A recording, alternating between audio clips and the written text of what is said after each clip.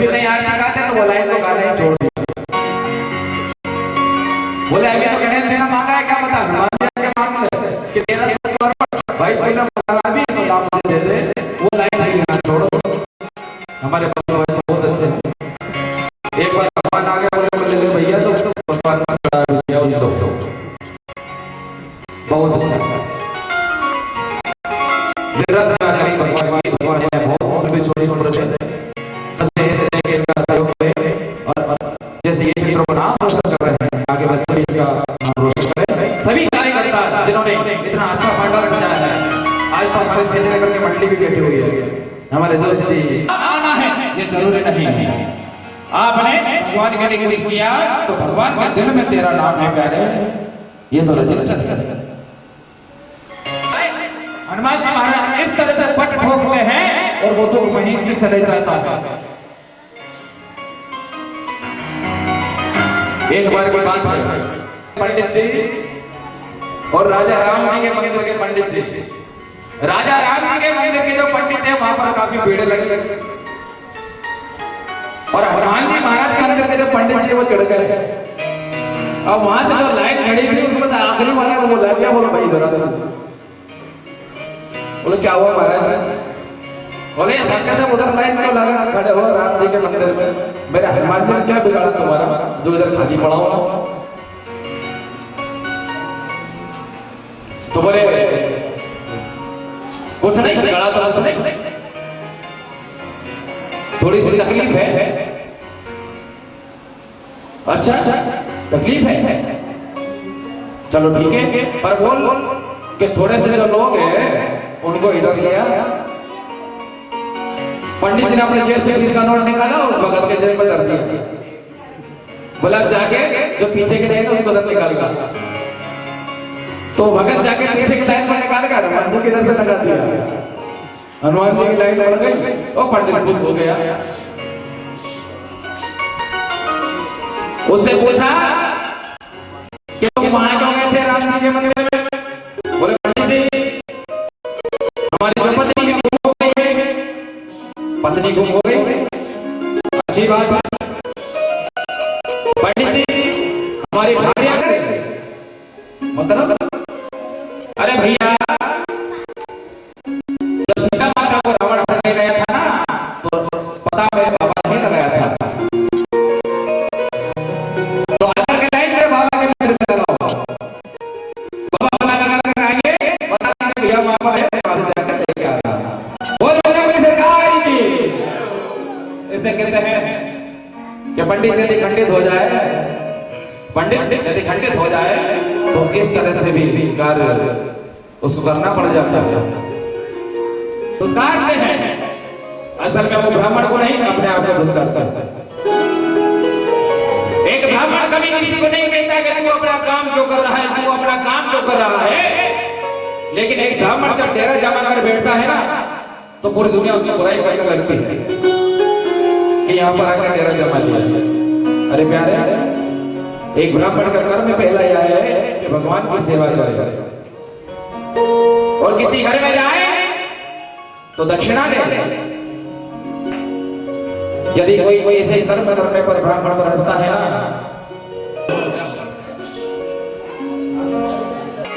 सीता स्वयं में अपने गुरुदेव के साथ पधारे, वहां की शोभा भी अलग थी। कई राजा, कई मुझे, और राम जी और लक्ष्मण जी भी अपने गुरु के साथ पधारे। अरे इन्होंने अपने जो ऊपर कंधे पर धनुष रखा, तो ये इतना भारी भारी धनुष कैसे उठा पाएंगे? तो ये धनुष बजाया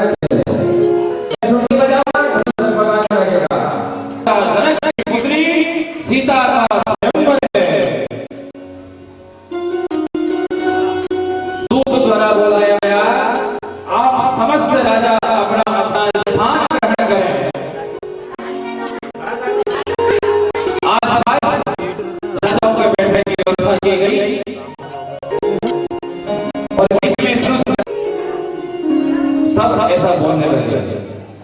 और फिर यहाँ जो बैठे हैं राजा सिकंदर के जो पुत्र है, वो आए सभा में और अपना वर्चस्व दिखाएं और उस धनुष को उठाएं और प्रत्येक चढ़ाएं।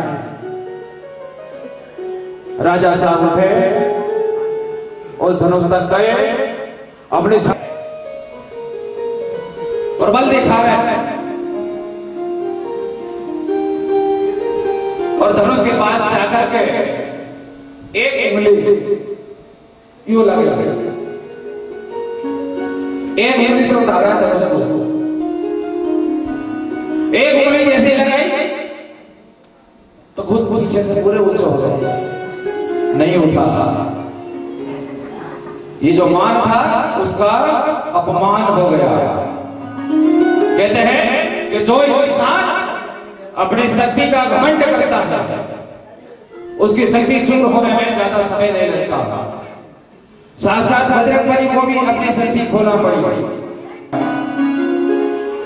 क्योंकि हनुमान जी ने अपनी शक्ति का प्रयोग ऋषि मुनियों को परेशान करने में लगाया था। इसलिए उन ऋषि मुनियों ने साथ दिया,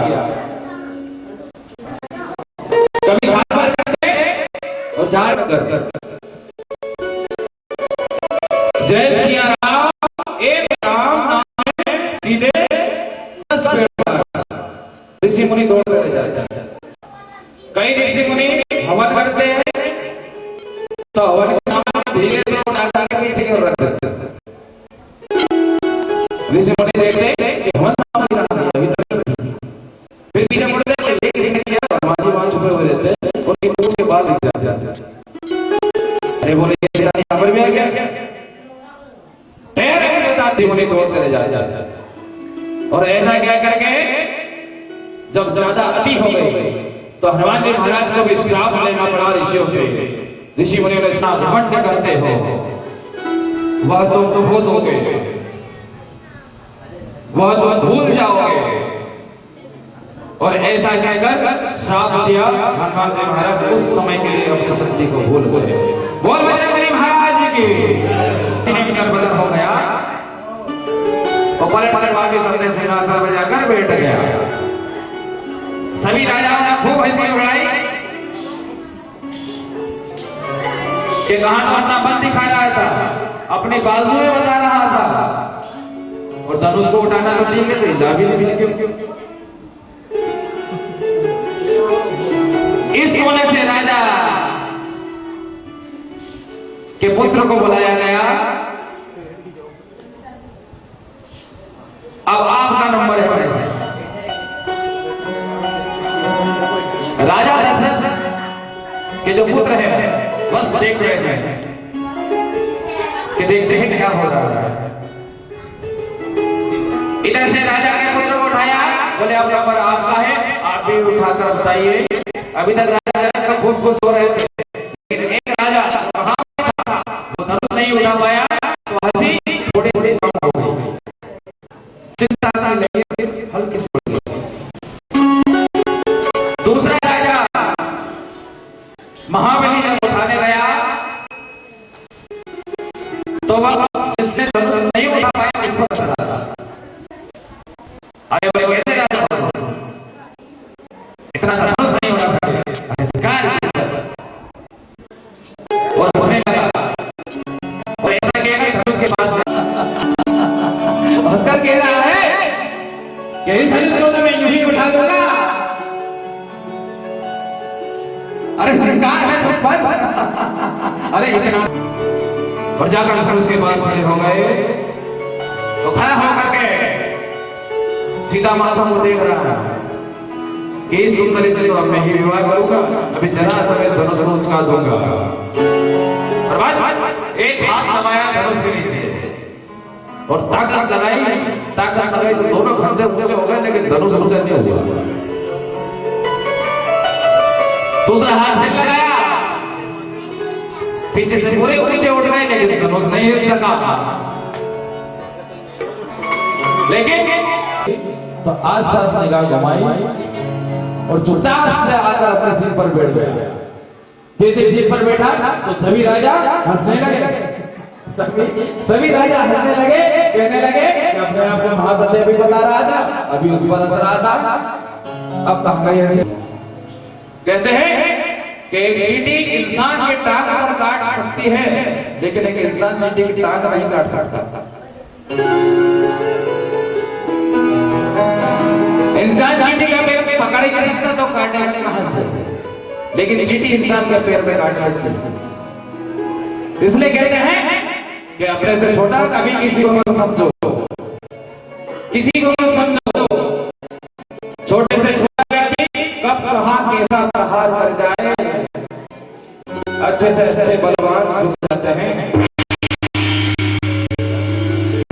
कभी किसी को दुर्बल मत समझो। कहते हैं माता बहनों के लिए भी सीख बताई है और पुरुषों के लिए भी सीख बताई है। कहा गया है कि दिया एक स्त्री माता बहनों को जब तक मौत नहीं आ जाती बहुत समझ कर चलना चाहिए। एक लड़की भी और पुरुषों सब भागा। यदि कोई गरीब गरीबी निकल रहा है ना तो उसकी तरफ से कभी हंसना पड़ता, क्योंकि पुरुषों का भाग्य में तो भगवान ने लिखाए हुए है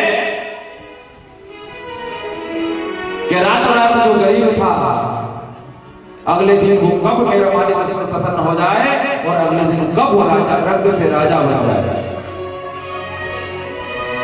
भगवान के हाथ में है ये कि क्या भगवान में अपने आप को शरणगति रखेगा वह ऊपर उठेगा। जो दूसरों की हंसी करेगा भगवान की निंदा, अरे मंदिर जाने से क्या होता है, बिल्कुल सही है। तो मंदिर जाने से क्या होता है, मंदिर जाने से कुछ नहीं होता यदि दिल में श्रद्धा मन में भक्ति नहीं होती। अरे भक्ति ऐसी होनी चाहिए, शक्ति ऐसी होनी चाहिए, श्रद्धा ऐसी होनी चाहिए कि वो जो मूर्ति है उसकी आंखों से आंसू निकल आए। भगवान खुद आकर के हमारे मेरा भगवान तो इतना भोला है, मेरे राम तो इतने भोले हैं। एक बात है, एक पागल व्यक्ति था, वो रोज राम जी के दरबार के सामने से निकलता था, राम जी के मंदिर के सामने रोज जाता था और अपने पैर का निशान दिखाता था। कितनी बड़ी बात है, किसी को पैर दिखाते ना मानने वाला और कुछ नहीं करता, सिर्फ यूं करके और दर जाता। ये उसका नियम था। डेली प्रतिदिन हो जाता और फिर भगवान को यूं दिखाता। भगवान हंसते वो फिर चला जाता। ऐसा 8-10 दिन झलक हो गया, महीने बीत गए, 6 महीने बीत गए और एक समय ऐसा आया कि वो भगत, वो पागल इंसान जो था ना वो बीमार पड़ गया। अब 8 दिन हो गए, अब भगवान आता देख रहे कि आया झपट दिखा, काम करो ना, तो वो गलत नियम को भी सही बना करके आपको बेटा राम ने खुद घर चले गए। अरे अच्छे गाली भी भगवान को इतनी जल्दी नहीं बोला पाता जितनी जल्दी उस पागल व्यक्ति ने बोला। बोले बेटा क्या बात है, 1 हफ्ता हो गया तो मुझे चाटा देखा नहीं आया। बोले भगवान मैंने तो आपसे कुछ नहीं कहा, सिर्फ चाटा देखा है, लेकिन मुझे और आज देखो मैंने चाटा दिखाकर आपका पसंद कर लिया, आप मेरे घर आ गए और भगवान के लिए। बोले बेटा हर चीज अच्छा है, मुझे बहुत प्रसन्नता हुई कि तू पागल जरूर है, लेकिन इस दुनिया की नजर में भगवान की भक्ति जो करता है और जो पागल इंसान होता है दोनों की तुलना बराबर होती है। जब भी हम हमारा पेट का मोरा बांध करके जब सुंदरकांड करके निकलते हैं ना, लोग कहते हैं देखो पागल हो गया। और जब वो कहते हैं ना पागल, तो इतना आनंद लगता है, इतना अच्छा लगता है कि कुछ बताया नहीं जाता। और जब बाबा के सामने बैठते हैं ना जाकर, तो बाबा तो कहते हैं कि बाबा एक तारीफ हुई हमारी। बोले बेटा क्या? आज एक जगह और पागल लगा। बोले बेटा ये पागल बना तेरा बैंक बैलेंस है, इसको बनाते रहे। धीरे धीरे धीरे सब पागल कहते गए और मेरा भक्त जो मेरी भक्ति में पागल होगा वही मेरा अपना होगा। माला माला माला माला माला कहते यूं करो तो माल माल और यूं करो तो राम राम राम। एक उंगली अर्थ का यूं किया तो माल, यूं किया तो राम राम। सिर्फ एक उंगली का फर्क। माता जी अपने बस सुबह उठती, सुबह 5 बजे से राजस्थान सीताराम राजस्थान सीताराम राजस्थान बालक हो रहे। अरे अम्मा काय चिल्ला रही है? अरे सो गए। दूसरे कमरे में चले गई। अब दूसरे कमरे में चले गई, दूसरे बच्चे उठ गए, दूसरे बच्चे बच्चे। अरे अम्मा का बालक हो गए क्या? क्या सुबह सुबह चिल्ला रही है? 5 बजे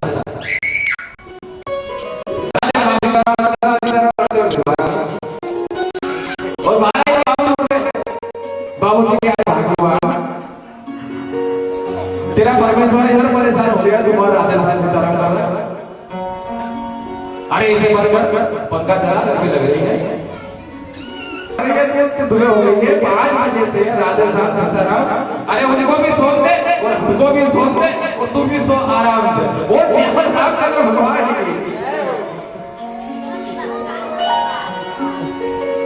और बैठ गए।